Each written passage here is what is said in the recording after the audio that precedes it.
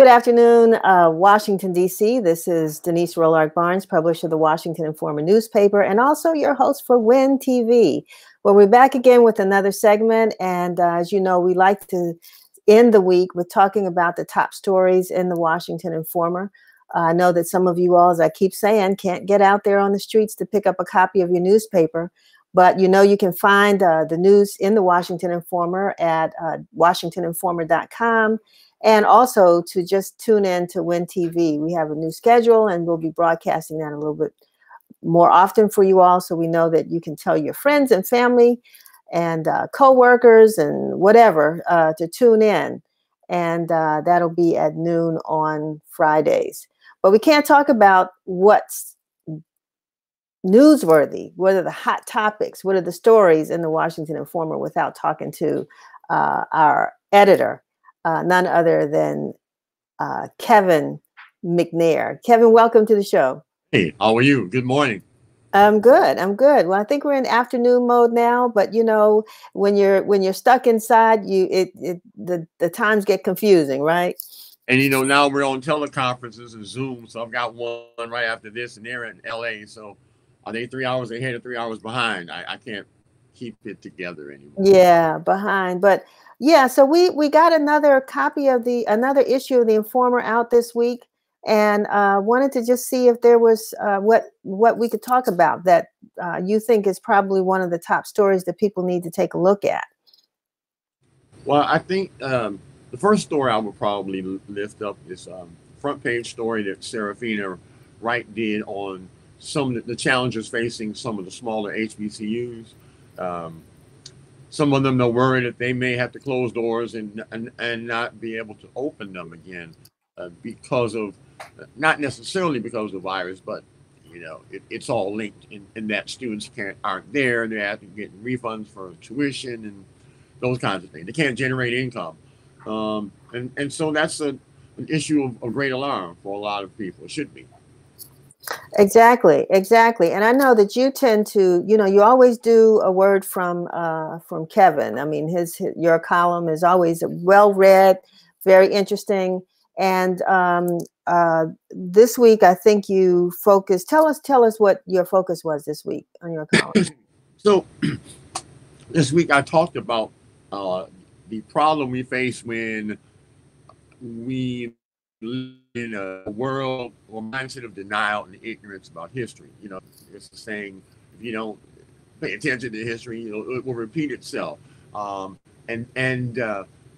we've got the history in terms of the first major flu epidemic that hit the United States in 1918. So my commentary was talking about that, kind of a tale of two cities, how Philadelphia versus St. Louis, what they did or did not do. And what a lot of cities or states are trying to do now is what Philadelphia did. They rushed back after the flu hit them, and they had tens of thousands of deaths because they didn't use prudent measures. Mm-hmm. They rushed from social distancing. I think in Philadelphia they actually had a parade. Atlanta was the same thing. Philadelphia had a big fair, and Atlanta had a big parade down Peachtree or something ridiculous right after World War I, and the results were tragic. Now we're rushing back, and so I wanted to say, yeah, we understand what's going on. It hurts us, financially, emotionally, spiritually. People are. We like to be in company of other people, but right now being in crowds is not the best way to move, and we can't do it too quickly because otherwise we know what's going to happen. Exactly.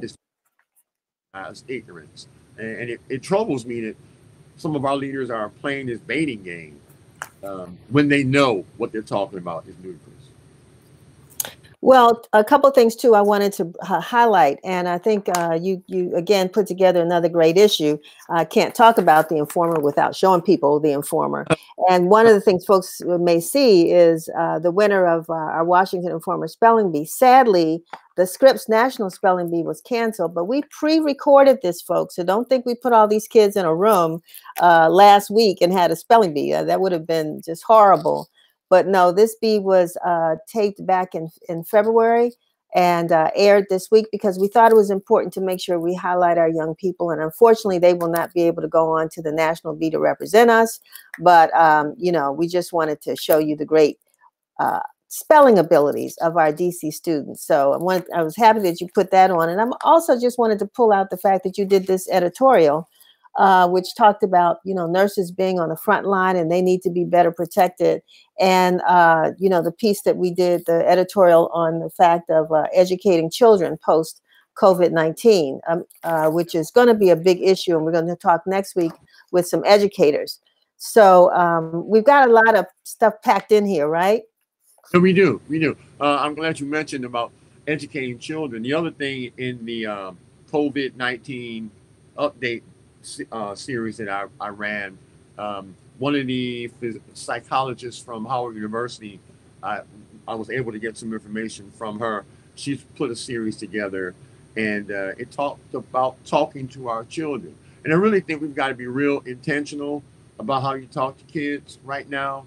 Um, they follow our lead. Mm-hmm. They understand our moods. If we're fearful and anxious, they become fearful and anxious.